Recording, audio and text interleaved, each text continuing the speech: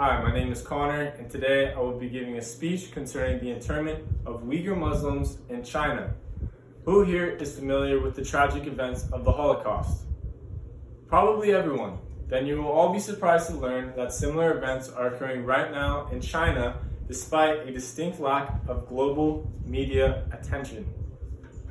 Many of our ancestors risked their own lives to fight in World War II and protect millions of Jewish people from being subjected to internment, forced labor, and even execution. Today, the communist government of China's actions towards Uighur Muslims parallel the Germans' actions towards people during the Holocaust. If we are able to spare only a fraction of the altruism demonstrated by our ancestors, then we will at the very least educate ourselves about this ongoing humanitarian crisis in China. Although I live tens of thousands of miles away from northwestern China, I have collected research from credible sources which reveal the extraordinary extent of the crisis in China, which requires our immediate attention. The Uyghurs are a Muslim minority that is being targeted by Chinese officials in northwestern China on the basis of ethnic discrimination. They are being separated from their families and communities to be placed in continually growing internment camps, where they are subjected to forced labor and other human rights violations. This tragedy must be stopped before more innocent lives are disrupted and Uyghur society is further destroyed. In this speech, I will expose the terrible circumstances that Uyghur Muslims are enduring in northwestern China, explore the causes of this rapidly worsening humanitarian crisis, and describe potential solutions that can help Uyghurs retain their freedom. According to one statistic cited by United Nations and United States officials, 1 million Uighur Muslims are being held right now in Chinese internment camps. This estimate is likely true. United Nations and United States officials agree, and this estimate likely continues to grow. The sheer scope of this mass internment rivals some of the largest in history, and satellite images shown like the one here demonstrate that the internment camps continue to grow every day.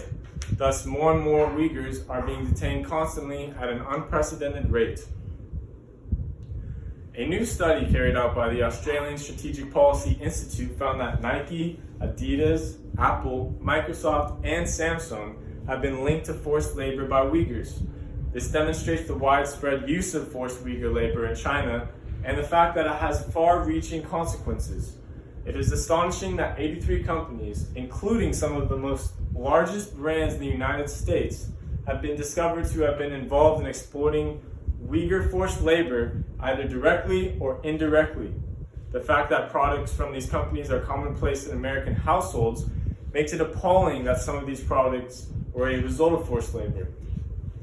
Human rights experts assert that the campaign has traumatized Uyghur society and left behind fractured communities and families. The detrimental impact of Chinese officials forcing Uyghurs to renounce their traditional language, religion, and culture can be observed throughout the Uyghur community. Furthermore, the internment of Uyghurs has also had tragic effects on Uyghur families, which have been separated for an indefinite amount of time. Now that we have a general understanding of this human rights violation, let's explore the causes of the crisis. Firstly, the Communist government of China has recently implemented de-extremification policy in response to radical Islamic terrorism that originated in the Middle East. Vox Media reports that China's crackdown on the Uyghurs has generated repressive policies, from the banning of certain Muslim names for babies such as Muhammad, to chilling reports of torture and political indoctrination. This demonstrates how new policies have caused extensive racial profiling that considers all Uyghur Muslims to be potential extremists. As a result, Uyghur Muslims are being forced to renounce their traditional language and culture through internment and indoctrination. Meanwhile, Chinese officials are subjecting the individuals to terrible violence and other atrocities. A significant reason why the crisis continues to worsen is that the Chinese government deliberately lies to its people and other nations. According to the Daily Signal, analysts have discovered at least 9 different types of internment camps. China admits to running just one kind of internment camp, a re-education school.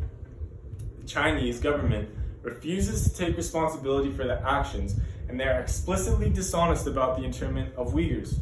Not only does the Chinese government fail to recognize the existence of several types of internment camps, they also have intentionally mislabeled it as a re-education school. This term is extraordinarily misleading because it fails to acknowledge the fact that Uyghurs are being subjected to being held against their will, and it conceals injustices being committed against them within these internment camps. Third, technological advances have given the Chinese government an extraordinarily large advantage for the government for controlling Uyghurs. The New York Times reported that Chinese authorities are using a vast secret system of advanced facial recognition technology to track and control Uyghurs. It is the first known example of a government intentionally using artificial intelligence for racial profiling. This demonstrates that, for the first time in history, technological advances have enabled the government to racially profile an entire ethnic group in a province. The technology effectively tracks Uyghurs by identifying physical characteristics that are common to their ethnic group, and it enables the Chinese government to have total control over them. With the hardships of the Uyghurs and their causes in mind, there are several things we can do to help reach a solution for this atrocity. Firstly, we can boycott companies that are using this forced labor.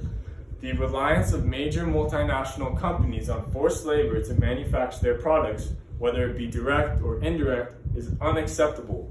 Considering that major brands such as Apple, Adidas, and Nike have been involved in this, and taking into mind that the Chinese government depends on these companies for economic stability, a boycott of these brands could potentially serve as a catalyst for change. The boycott could persuade the leaders of these major brands to reconsider where they manufacture their products and to seek alternative methods of production. As a result, the Chinese government would be pressured to stop forcing Uyghurs to manufacture products for these brands. Second, we can take on activism or even write to lawmakers. Currently, there are no laws in place which ban products that are known to have been produced via forced labor from the United States, particularly to northwestern China. There are laws in place which ban products known to have been produced from forced labor from entering the United States, but they do not, however, specify that all products produced in northwestern China are prohibited. The northwestern province in China, where the Uyghurs are being subjected to forced labor, is known as Xinjiang. This is due to the fact that it is difficult to determine which products are being produced via forced labor. As a result, the Chinese are still able to make a profit from exploiting the Uyghurs, and they export these products to the United States. Engaging in political activism or writing to U.S. lawmakers may convince lawmakers to promote bills that assume any product manufactured in the region of Xinjiang was produced via forced labor. In turn, it would be banned by the United States. This will increase economic pressure on the Chinese government and cause them to hold back on forced labor for their nation's best economic interest, considering that the United States is one of their largest trade partners. Third, there is something that can be done by all of us to help the Uyghurs retain their freedom and human rights right now. We can spread awareness of the tragedy via our social media stories and convince other people on our social networks to do the same. What we will be sharing is this image. It says, "Save Uighur." It can be provided to you online by emailing me at connor.quinn234@gmail.com.